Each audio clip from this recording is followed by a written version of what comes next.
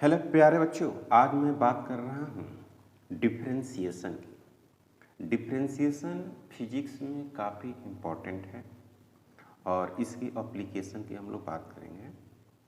अगर सिंपली ऐसा लिखा हो y is equal to x के power n, where n is any number y and x is variable, तो y को अगर x के रिस्पेक्ट में डिफ्रेंशिएट करते हैं तो आप लिखेंगे dy upon d x equal to, ये n है और n के पावर यहाँ आएगा n इंटू एक्स के पावर n माइनस वन।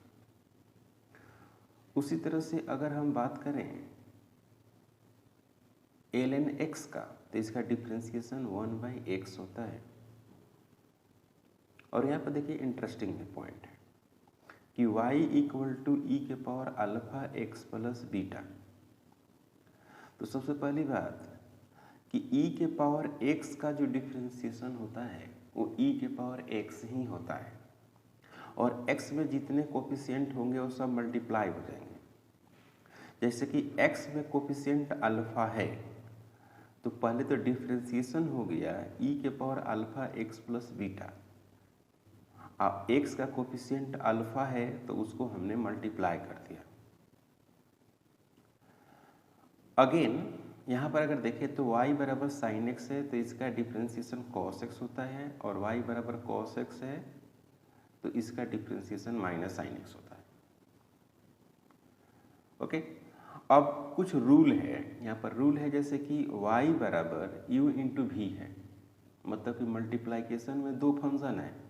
तो अगर आप इसका डिफ्रेंशिएशन करते हैं तो पहला फंक्शन को छोड़कर दूसरे फंक्शन को डिफ्रेंशिएट कर दीजिए आप, प्लस जिस फंक्शन को आप डिफ्रेंशिएट किए हैं उसको छोड़ दीजिए, जिसको छोड़ दिए हैं उसको डिफ्रेंशिएट कर दीजिए। क्लियर है? जैसे कि यहाँ पर एक कंसेप्ट अलग है कि y बराबर एफ जी एक्स, इसमें दो फंक्शन है, एक तो जी एक्स है और एक एफ एक्स वाला है। तो पहले जो डिफ्रेंशिएशन करेंगे वो बाहर वाला फंक्शन का करेंगे। जैसे कि मैंने बाहर वाला फंक्शन का कर दिया डी एफ जी एक्स बटे डी जी एक्स। तो बाहर वाला का किया अंदर वाला के रेस्पेक्ट में। अब क्या करते हैं कि अंदर वाला का डिफ्रेंशिएशन कर रहे हैं एक्स के रेस्पेक्ट में। इसको हम लोग चेन रूल भी बोलते हैं, आप पढ़े होंगे, इसको चेन रूल के नाम से भी जाना जाता है। ओके, नेक्स्ट है कि y बराबर k और वो कांस्टेंट है तो कांस्टेंट का डिफ्रेंशिएशन 0 होता है बच्चों। y is equal to u by v है, मतलब कि डिवीजन के रूप में अगर हो तो इसका डिफ्रेंशिएशन जो होगा, ये जो v है डिनोमिनेटर, इसको हम लोग स्क्वायर में लिखते हैं, इसको हम लोग स्क्वायर में लिख देते हैं और यहाँ पर v D you upon d x करते हैं। मतलब कि पहले v को यहाँ पर लिखते हैं और u को डिफ्रेंशिएट कर देते हैं x के रेस्पेक्ट में, फिर माइनस लिखते हैं और जिसको आप डिफ्रेंशिएट किए हैं उसको छोड़ देते हैं और जिसको आपने छोड़ दिया है उसको डिफ्रेंशिएट कर देते हैं और नीचे में भी स्क्वायर लिखते हैं। एक फंक्शन होता है y बराबर e के पावर x, तो इसका जो डिफ्रेंशिएशन होता है डी वाई अपन डी एक्स ई के पावर x होता है। ये मैंने आपको सिंपल ऐसे मैंने बताया है। अगर इसके ऊपर एग्जाम्पल अगर पेश करें, कुछ एग्जाम्पल की अगर हम बात करें तो जैसे मान लीजिए कि y है, suppose that y is equal to और x के पावर 4 है, तो इसका डिफ्रेंशिएशन में करना होगा नंबर के हिसाब से। तो यहाँ पर 4 आ जाएगा प्यारे बच्चों और x के पावर 4 माइनस 1, इसको सोल्व करेंगे तो 4 इंटू एक्स के पावर 3 हो गया। उसी तरह से अगर दिया हो कि y बराबर रूट अंडर x है तो सबसे पहले इसको हम लोग लिखेंगे x के पावर 1/2। उसके बाद प्यारे बच्चे इसको डिफ्रेंशिएट करेंगे डी वाई अपन डी एक्स। जब लिखेंगे तो रूल क्या कहता है 1/2 और x के पावर 1/2 माइनस 1। फाइनली ये बन जाएगा 1/2 x के पावर माइनस 1/2। आंसर हो जाएगा 1/2 रूट एक्स। आप इतना तो समझते हैं, बेसिक मैथ्स में इतना आप जानते हैं। ओके, तो इस तरह से हम लोग इस फंक्शन का इस्तेमाल करेंगे। ओके, ये जो फंक्शन है इसका यूज इसी तरह से हम लोग करते हैं। क्लियर है? एग्जाम्पल के तौर पे अगर मैं लिखूं कि y is equal to root under x plus 1/√x, तो ये एक नंबर की तरह ही है, पावर वाला ही है। तो आपको ये लिखना होगा x के पावर 1/2 अब प्लस x के पावर -1/2, और उसके बाद डिफ्रेंशिएशन करेंगे तो डायरेक्ट लिखेंगे इसका फार्मूला 1/2 x के पावर 1/2 -1, और यहाँ पर लिखेंगे -1/2 x के पावर 1/2 -1/2। ये हो गया आपको रिजल्ट। इसको डिफ्रेंशिएट करेंगे सिंपल। क्लियर? उसी तरह से अगर मान लीजिए कि y बराबर e के पावर x दिया हो तो इसका डिफ्रेंशिएशन जब कीजिएगा तो y बराबर e के पावर x ही होगा। और सपोज दैट कि इसमें अगर कोई कोफिशिएंट है, मान लीजिए कि 4x है, तो ये सब के सब क्या हो जाएंगे, इसका डिफ्रेंशिएशन करेंगे तो dy/dx, और यहाँ पे 4 आ जाएगा। ठीक है बच्चों, e के पावर 4x, मतलब कि इसमें जो कोफिशिएंट होता है वो यहाँ आ जाता है। उसी तरह से अगर y बराबर e के पावर 4x प्लस 8 लिखा हो तो इसका डिफ्रेंशिएशन करेंगे तो क्या होगा, dy/dx इज इक्वल टू, यहाँ पर 4 हो जाएगा, e के पावर 4x प्लस 8 हो जाएगा। कोई डाउट? ओके। उसी तरह से अगर माने कि y बराबर दिया हो ax² plus bx plus c, इसका डिफ्रेंशिएशन करना है, c b a कांस्टेंट है तो dy/dx लिखेंगे, और यहाँ पर क्या लिखेंगे बच्चों, 2ax प्लस b प्लस 0, मतलब ये हो जाएगा आपको 2x प्लस b, इतना होगा वैल्यू dy/dx। क्लियर है? कोई डाउट? तो डिफ्रेंशिएशन में हम लोग ऐसे इस्तेमाल करते हैं। अब मान लीजिए कि आपके पास s दिया हुआ है, डिस्टेंस s फॉर डिस्टेंस है, और कोई कहता है कि v मतलब कि स्पीड निकालना है, तो आप क्या करेंगे, डिफ्रेंशिएट कर देंगे, डिफ्रेंशिएशन कर देंगे। अब फिर मान लें कि आपको एक्सेलरेशन निकालना है, यहाँ पर a फॉर एक्सेलरेशन है, तो इसको क्या कर देंगे, a इक्वल टू dv/dt कर देंगे, एक्सेलरेशन निकल गया। यही सब इसका यूज है। मान लीजिए कि आपको q चार्ज दिया हुआ है, q है चार्ज, और इसको डिफ्रेंशिएट कर देंगे तो क्या मिल जाएगा, करंट मिल जाएगा। मतलब कहने का मतलब ये हुआ कि आपको ऐसे ही फिजिक्स में सिंपल डिफ्रेंशिएशन का यूज है। कहीं पे आपको साइन एक्स के टर्म में भी आ जाएगा। जैसे मान लीजिए फंक्शन है y बराबर e के power x plus ln x plus sine x plus cos x, इसका कोई डिफ्रेंशिएशन करने की बात करें तो dy/dx is equal to e के पावर x का e के पावर x ही लिखेंगे। ओके, उसके बाद इसका लिखेंगे 1/x, फिर लिखेंगे क्या, cos x, फिर क्या लिखेंगे, sin x। क्लियर? e के power x plus 1/x plus cos x और माइनस sin x। इसी तरह से आप इसको डिफ्रेंशिएट कर सकते हैं किसी भी फंक्शन का। क्लियर? अब हम लोग बात करते हैं इंटीग्रेशन की। इंटीग्रेशन में क्या करते हैं कि ऐड करते हैं, सेम उसी तरह से है जैसे डिफ्रेंशिएशन किए थे। जैसे कि x के पावर n है dx is equal to x के power n+1 divided by n+1 plus c। इसमें क्या होता है कि पावर में एक ऐड कर देते हैं और ये फुल जो पावर है उतना ही से डिवाइड कर देते हैं। n नॉट इक्वल टू -1, अगर यहाँ पर -1 होगा n का वैल्यू तो ये पूरा नीचे 0 हो जाएगा और फाइनली इन्फिनिटी प्लस c हो जाएगा। तो ऐसा नहीं होना चाहिए कि n बराबर -1। 1/x का इंटीग्रेशन करेंगे तो ln x प्लस c हो जाएगा। याद कर जाना सिर्फ आपको, आप टारगेट के स्टूडेंट हैं तो आप याद कर जाएंगे तो क्वेश्चन आपसे बनेगा। ये सब का क्वेश्चन सिंपली यूज होगा। Integration sine x D x का माइनस कॉस एक्स होगा, एक इंटीग्रेशन कांस्टेंट जोड़ देते हैं। कॉस एक्स डी एक्स का साइन एक्स होता है। अब फिर यहाँ पर देखिए इंटरेस्टिंग बात है, इंटीग्रेशन ई के power alpha x plus beta D x है, तो इसमें भी एक्स का जो कोफिशिएंट है वो डिवाइड हो जाएगा। और डिफरेंशिएशन में क्या होता था, मल्टीप्लाई होता था। आपने क्या करते थे कि डिफरेंशिएशन में जो x का कोफिशिएंट था, मैं क्या किया था, उधर मल्टीप्लाई किया था और यहाँ पर डिवाइड होगा। अब यहाँ पर देखिए फंक्शन इंटू फंक्शन है, यहाँ पर है integration alpha x plus beta और उसका पावर n dx।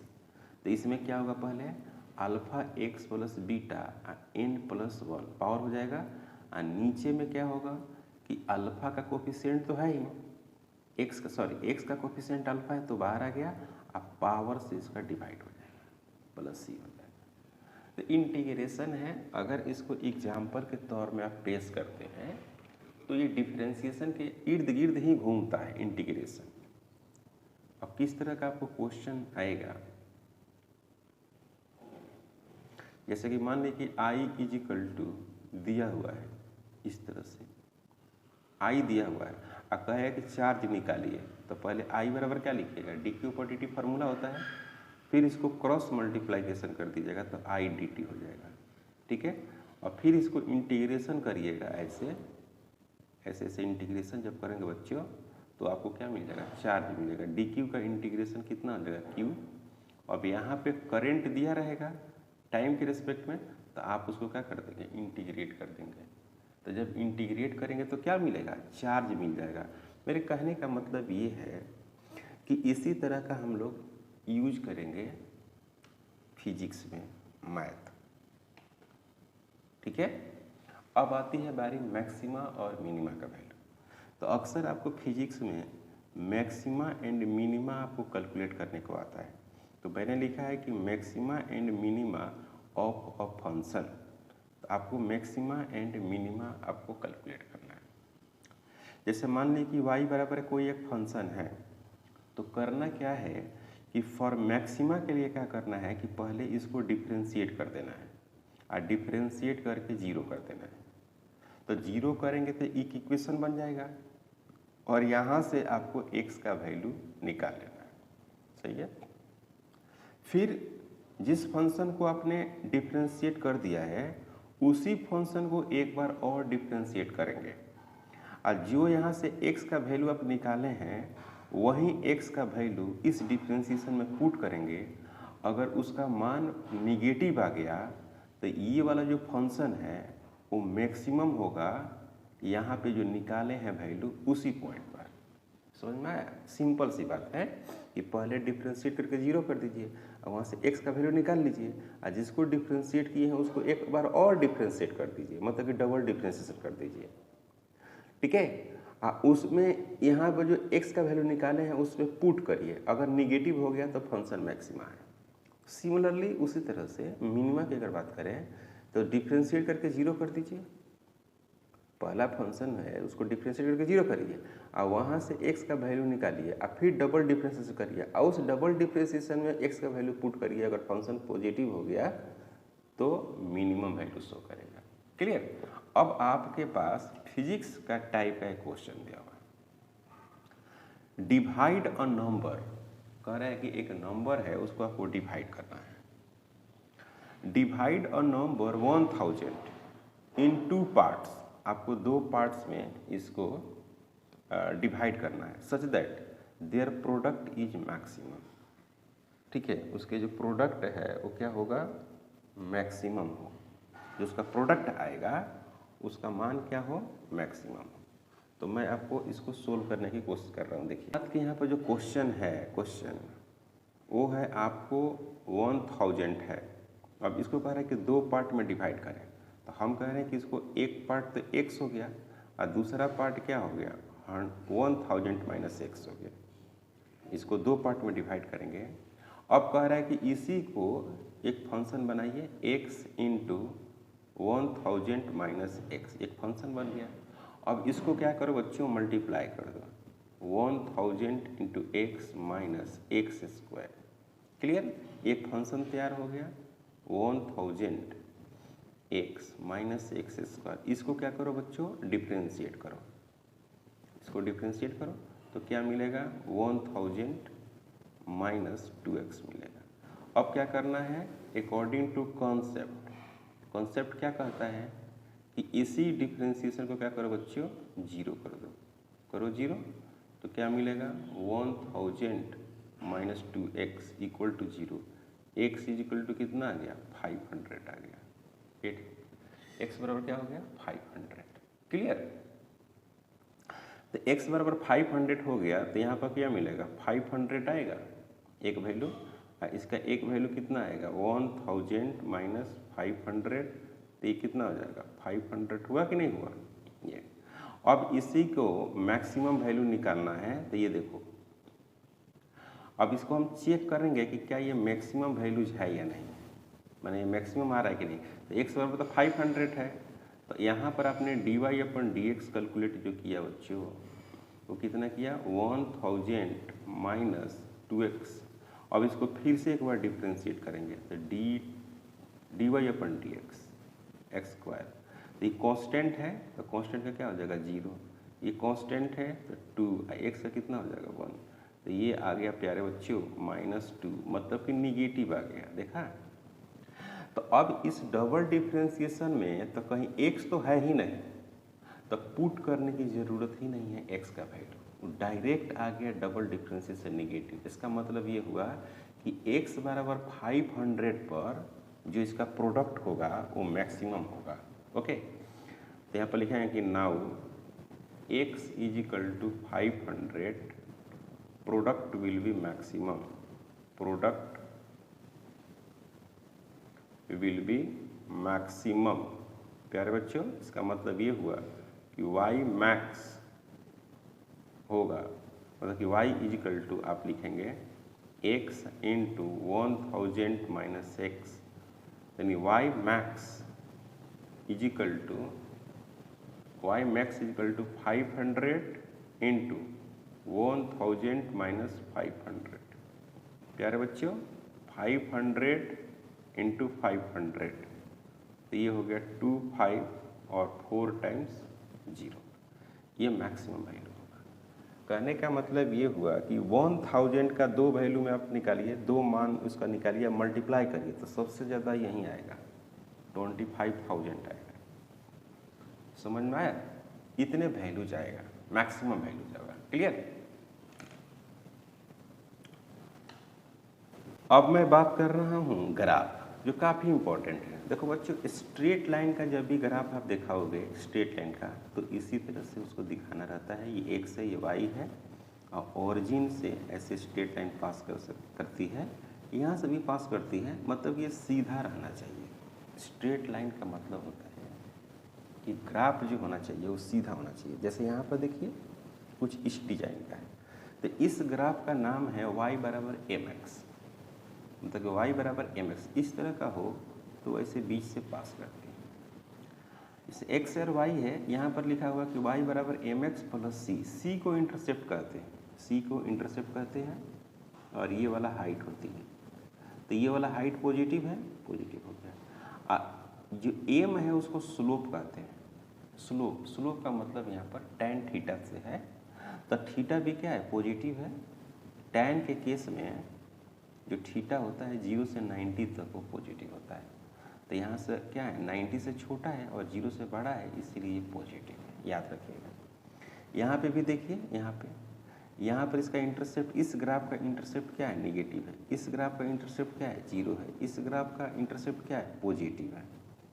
इंटरसेप्ट का मतलब होता है जहाँ पर y कट करता है, तो ओरिजिन से y यहाँ कट किया, यहाँ से ओरिजिन में इसका y कट किया, तो इसका निगेटिव, इसका पॉजिटिव, इसका 0, तो इस तरह से दिखाया गया। एक स्लोप दिखाया गया है कि थीटा का वैल्यू 0 से बड़ा है और 90 से छोटा है, तो सबका स्लोप पॉजिटिव होगा।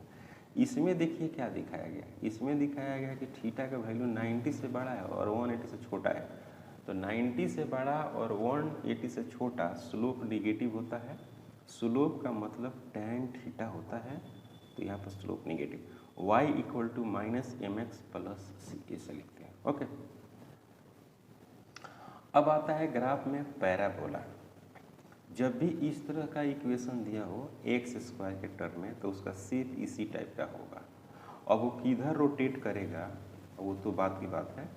तो जैसे कि y बराबर के एक्स स्क्वायर, तो यहाँ पर y है तो इस पैराबोला का जो मुंह है वो y के तरफ खुला हुआ रहेगा, याद रखेंगे, है ना।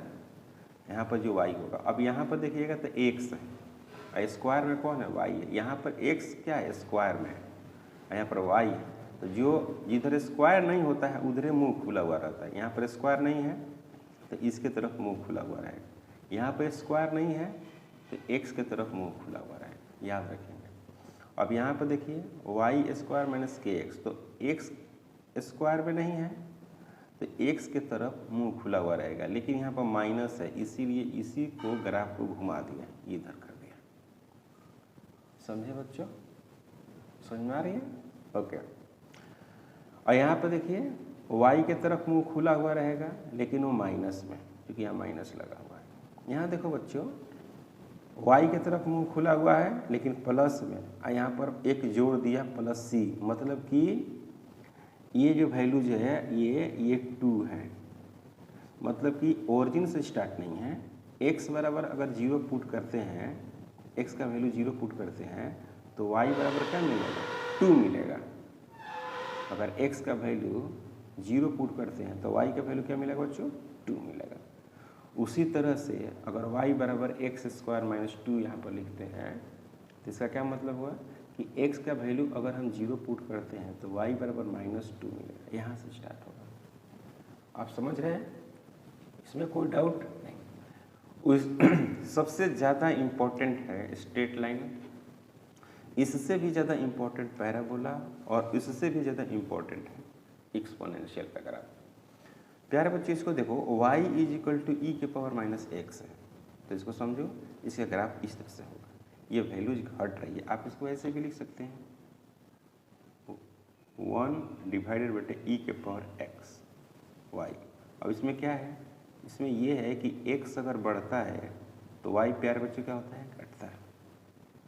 x बढ़ेगा तो y क्या होगी घटेगी, है ना। देखो ऐसे घट रही है। यहाँ पर देखो भाई, यहाँ पर क्या हो रही है कि x अगर इसी को आप लिखेंगे तो 1/x लिखेंगे, इसी को 1 बटे ई के पावर x, x को बढ़ाएंगे तो पूरा वैल्यू क्या होगा घटेगा। जब ये पूरा वैल्यू घटेगा तो ये वाला वैल्यू क्या होगा बढ़ेगा, ठीक है। तो ऐसे पढ़ता है, इसको याद रखेंगे। इसमें कन्फ्यूजन रहता है बच्चों को, ये डायरेक्टली डिक्रीजिंग है, ये इंक्रीजिंग है, ओके। और एक है रेक्टेंगुलर हाइपरबोला, ये आपको इस तरह से दिखाई देगा ये वैल्यूज। तो y इज इक्वल टू के डिवाइड बाई एक्स, क्लियर, मतलब कि y 1/x। तो ये ग्राफ यहाँ न इधर टच किया है न इधर टच किया है, वैल्यूज इस तरह से चला जाएगा, ओके। एक आप मॉडुलस का नाम सुने होंगे, बहुत फेमस है ये, बहुत आप जानते होंगे इसको, मॉडुलस फंक्शन y बराबर मॉड x। तो इसके जो वैल्यूज होंगे पॉजिटिव, निगेटिव और जीरो, तो x होगा कब x greater than equal to 0 और -x होगा लेस देन इक्वल टू 0, मतलब कि x 0 से बड़ा या उसके बराबर, सब पॉजिटिव वैल्यू है ये वैल्यू। तो इसको हम लोग इस तरह से ग्राफ लिखते हैं, क्लियर है। यहाँ तक कोई डाउट? और भी हमारे पास ग्राफ है, बहुत इंपॉर्टेंट ग्राफ है, क्लियर, कोई डाउट? ओके। ये सर्कल का ग्राफ है प्यारे बच्चों, बिल्कुल इस तरह से गोला होगा, मतलब कि सेंटर से हर जगह पर इसकी रेडियस क्या होगी सेम होगी। जैसे यहाँ पर कोऑर्डिनेट दिखाया गया है a,0, मतलब कि ये वाली लंबाई कितनी है a है। उसी तरह से यहाँ पर दिखाया गया है 0,a, इसका मतलब ये है कि ये लंबाई कितनी है a है। उसी तरह से सेंटर से ये वाली लंबाई दिखाई गई है -a,0, मतलब कि इसकी लंबाई a है। और उसी तरह से यहाँ भी दिखाई गई है। तो सभी पॉइंट को इस तरह से अगर मिलाते हैं तो एक सर्कल बनता है। तो ये सर्कल का ग्राफ है जो कि काफ़ी इम्पॉर्टेंट है। सेंटर इसका आप देख रहे हैं प्यारे बच्चों, सेंटर 0,0 है और रेडियस इसकी a है। इसी तरह से इलिप्स आता है, जैसे इसका हम लोग ज़्यादा इस्तेमाल करते हैं कि जब कोई पार्टिकल सर्कुलर पाथ में चलती है। इसकी बात हम लोग करते हैं जब अर्थ जो है अपने पाथ अपने इलिप्टिकल पाथ में मूव करता है। एक्स स्क्वायर डिवाइडेड बटे a square plus y square बटे बी स्क्वायर इक्वल टू 1, इसको हम लोग इनकम्प्लीट सर्कल भी बोलते हैं। इसमें ए और बी बराबर नहीं होगा, और इसमें जो होता है ए और बी दोनों क्या होता है, बराबर होता है सर्कल में। ओके, तो x square divide by a square plus y square divide by b square is equal to 1 when a greater than b, a का वैल्यू बी से क्या होगा, बड़ा होगा। तो वर्टिसेज, इसका हम लोग वर्टिसेज जो बात करते हैं वो है क्या अपना plus minus a comma 0, centre जो है 0 कोमा 0। जैसे कि एक्स है ये वाई है, यहाँ पर 0 कोमा 0 हो गया। ओके, और यहाँ पर हो गया 0 माइनस बी, यहाँ पर हो गया ए कोमा 0, यहाँ पर minus a comma 0, 0 comma B, ये 0 0। तो ये है कि मेजर एक्सिस ये जो है एक्स में है, और यहाँ पर क्या ये वाई में है। तो एक्स स्क्वायर डिवाइडेड बटे वाई स्क्वायर अब प्लस वाई स्क्वायर डिवाइडेड बटे b square is equal to 1, x square divided बटे a square plus y square divided by b square is equal to 1 when a less than b. तो ये vertices हो गया 0 comma plus minus b, centre O 0 comma 0, और इसको आप solve करेंगे तो 0 comma b, 0 comma minus b, a comma 0 minus a comma 0। Clear है। साइन फंक्शन, इसको हम लिखते हैं साइन फंक्शन, काफ़ी इंपॉर्टेंट है। y equal to sine x, y equal to sine x. तो यहाँ पर हो गया y और ये हो गया x, इसका ग्राफ याद रखेंगे। +1 से -1 के बीच वेरी करता है, मतलब कि साइन का वैल्यू +1 से बड़ा नहीं हो सकता, इधर -1 से छोटा नहीं हो सकता। +1 और -1 के बीच में वेरी करता है। इधर x लिया हूँ तो ये होगा 2 पाई, कंप्लीट एक रिवोल्यूशन 2 पाई। अगेन ऐसा ही पाथ यहाँ से रिपीटिंग करता है, ये π/2 होता है, ये पाई होता है, और इसको आप लिखेंगे तो 3π/2 होता है। ओके, तो ये 2 पाई होता है। ठीक है बच्चों, तो y का जो रेंज है, ये y है, y का जो रेंज है प्यारे बच्चों वो लाई करेगा कैसे, -1 से लेकर अब +1 के बीच में। तो यहाँ पर y के बदले साइन x लिखेंगे। ठीक है, फिर दोनों तरफ अगर साइन का इस्तेमाल करते हैं इन्वर्स का तो -π/2 और x π/2, इस तरह से वैल्यू। क्लियर। ओके, उसी तरह से कोसाइन फंक्शन भी लिखते हैं हम लोग। कोसाइन फंक्शन में हम लोग क्या करते हैं कि इस तरह से कोसाइन फंक्शन y बराबर cos x, इसका भी जो मान है +1 से -1 के बीच लाइज करता है, +1 से -1 के बीच लाइज करता है। तो ये हो गया आपको 0 -1 0 और +1। यहाँ पर x बराबर मतलब कि 0 डिग्री पर +1 होता है, मतलब cos 0 का जो वैल्यू होता है प्यारे बच्चों वो +1 होता है, और पाई का वैल्यू -1 होता है, π/2 का वैल्यू 0 होता है। इस तरह से ये रिपीट करता है। तो y का वैल्यू -1 से +1। ओके, बेसिक मैथ्स में हम लोग यही सब रखे हुए हैं। अब देख रहे हैं यहाँ पर साइन एक्स कॉस एक्स का ग्राफ है, यहाँ पर क्या है, इस तरह से सर्कुलर सर्कल का ये सब ग्राफ है जो काफ़ी इम्पोर्टेंट है। ये सभी ग्राफों को आपको याद रखना होगा। अगेन आप देख सकते हैं ये ग्राफ, सभी ग्राफ यूजफुल है और काफ़ी इम्पोर्टेंट है। कोशिश करना है कि ये सभी ग्राफ को याद कर जाना है। न्यूमेरिकल बनाने वक्त ये काफ़ी प्रॉब्लम क्रिएट करते हैं।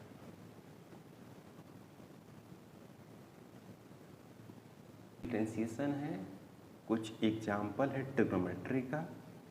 तो डिफरेंशिएशन का फार्मूला याद रखेंगे तो फिजिक्स में न्यूमेरिकल पर इतनी प्रैक्टिस करनी है कि आपको ये सारे कंसेप्ट क्लियर हो जाए।